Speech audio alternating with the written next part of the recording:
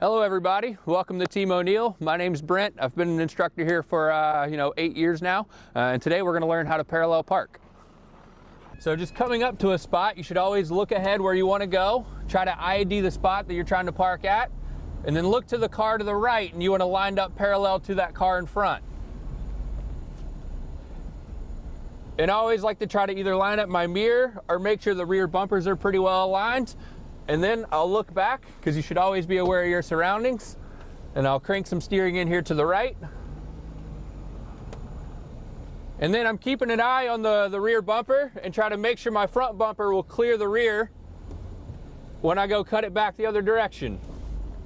And then I'll keep an eye on the car behind me. And then I'll pull just a little bit forward to make sure it lines up properly. And then I always like to park with my wheels nice and straight. All right, but now I have a way more fun way for you. Just make sure you practice this in an open area first. So we're gonna do a handbrake 180 going into a parallel parking spot. Now remember, professional driver on a closed course, so don't try this at home. All right, so I'm gonna ID my spot. I'm gonna be in second gear. I'm gonna crank some steering into the left, rip the handbrake, and put it in there nicely.